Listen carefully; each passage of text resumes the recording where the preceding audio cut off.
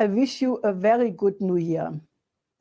Some of you may remember that 1 year ago, I defined the overcoming of geopolitics as the most important goal for 2018.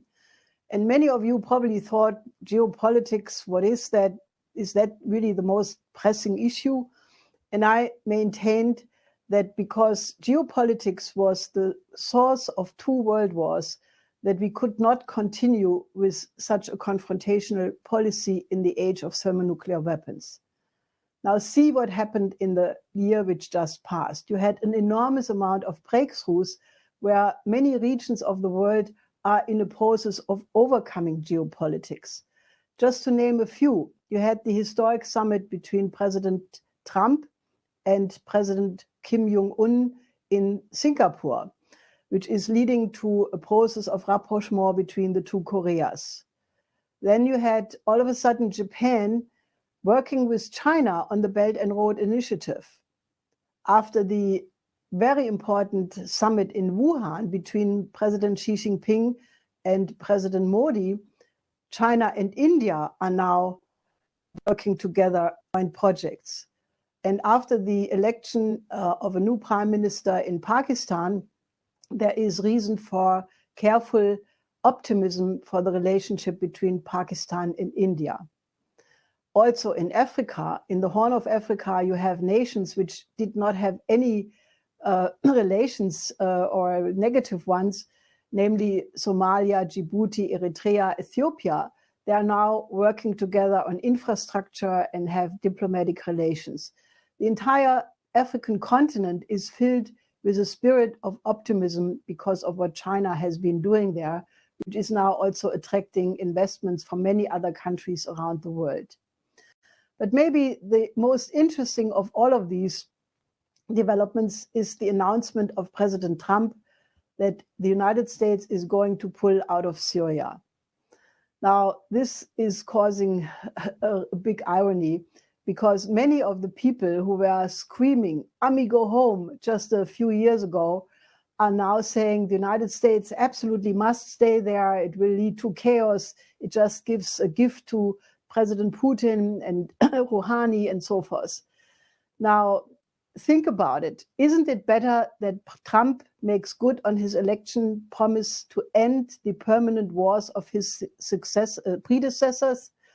And he has promised the same thing for Afghanistan, that after futile efforts to solve the situation in Afghanistan militarily, there is now the intention to solve it through negotiation, to involve all the big neighbors of Afghanistan. So isn't it better to go in this direction, try to seek solutions through diplomacy and negotiation? However, there are still some forces who are absolutely sticking to the old geopolitical paradigm. That is the British government. Look at the recent report by the House of Lords, which is a masterpiece in geopolitics of the worst kind. Then there is naturally the EU and unfortunately also the Berlin government. They absolutely insist, that their rules-based order must be maintained. But, this is really not very convincing. And I would actually urge you to find out for yourself which way is better. Look at the New Year's message of President Xi Jinping of China, which is a very proud listing of all the incredibly many accomplishments China has done this past year, all the industrial parks, the beautiful bridge between Macau, Shanghai, and Hong Kong, and many such projects. China has lifted 10 million people out of poverty in 1 year alone and is confident that it will basically lift all the remaining poor out of poverty until the year 2020. And this is a message of somebody who cares about his country and his people. And please look at this message yourself, especially because of all the anti-China hysteria going on. And then compare that New Year's message with the one of Chancellor Merkel, who finds it important to stress as the most important occurrence of 2018, that she announced her resignation. And otherwise, is just more of the same and doesn't offer any vision whatsoever. Now, I think we are in front of dramatic changes in this coming year, 2019. It is not yet clear what these changes will be. It is clear that the old order is disintegrating. A new order is emerging. And what will be exactly the parameters of this new order, the principles, is also not yet decided.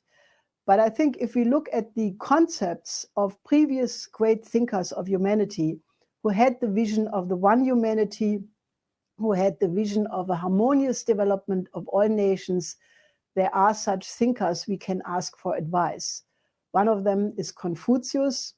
Another one is Nicolaus of Cues, Gottfried Wilhelm Leibniz, and naturally also John Quincy Adams, and many others, but just to name these few. So I think that we are at an absolute historic branching point. We can shape a new era of civilization where we overcome geopolitics for good.